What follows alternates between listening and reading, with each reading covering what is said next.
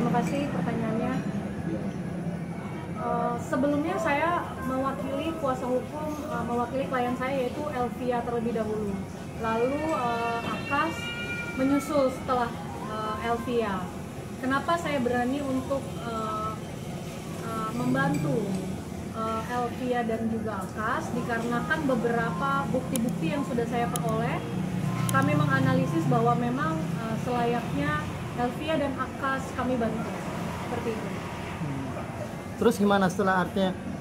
Apakah justru mendapat serangan langsung nih dari netizen yang mungkin fansnya Feni atau satunya lagi, gimana Mbak?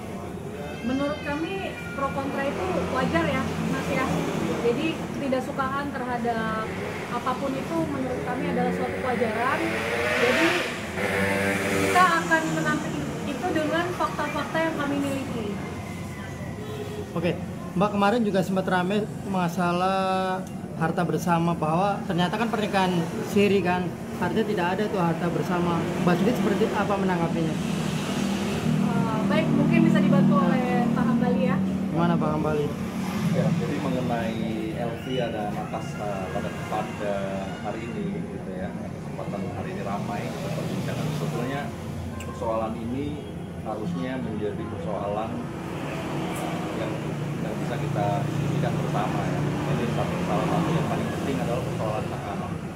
Yang perlu disampaikan pada kesempatan ini adalah Akas sebagai seorang bapak, sebagai seorang laki-laki, hari ini sedang memperjuangkan hak anaknya gitu ya, yang saat ini sedang berjalan sidangnya di Pengadilan Agama Jakarta Pusat dalam rangka untuk mendapatkan terhadap anak.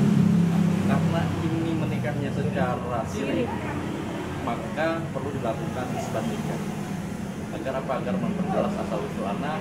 Karena dalam undang-undang kita dijelaskan, pertama dalam undang-undang perkawinan, lalu undang-undang hak asasi manusia, selanjutnya perlindungan anak. Anak itu butuh dan wajib harus tahu siapa pertama orang tuanya, dilahirkan asal usulnya dari mana, itu kewajiban. Lalu selanjutnya ini adalah bentuk tanggung jawab terhadap orang tua ya, bagaimana caranya orang tua itu mengambil hak asuh anak, nanti itu ceritanya lain lagi tuh. Sementara saat ini sedang berjalan di Pengadilan Agama dalam rangka akan bertanggung jawab terhadap kedua anak. Ya, karena masa depan anak ini yang kita kedepankan ya. Bang, artinya apa mungkin pembelaan Akas disebut numpang hidup kepada Feni?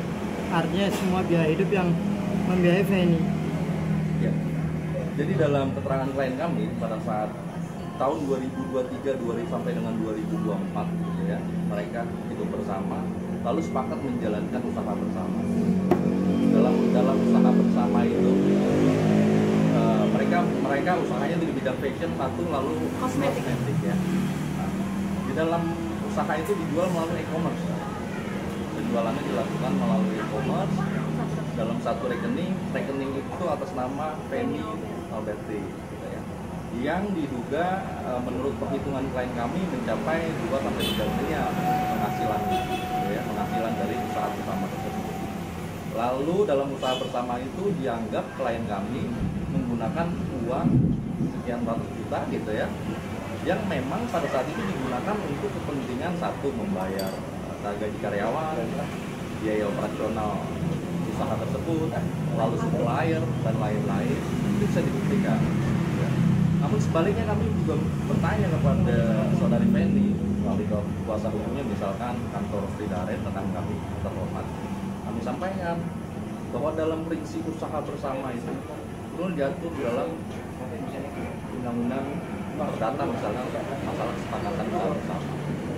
Itu ada asas-asas prinsip-prinsip yang harus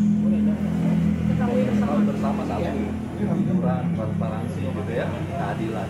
Nah sebaliknya kami tanya, bagaimana dalam usaha bersama tersebut, cash flow-nya, audit laporan keuangannya, gitu kan? Itu yang seharusnya sama-sama dibuktikan agar terang-benderang, sehingga tidak saling menuduh bahwa terjadi penipuan atau penggelapan. Kira-kira itu yang kami sampaikan. Tambahin Mari. Oke, sejauh ini mungkin proses sidang sendiri sudah Nanti sidang diagendakannya apa?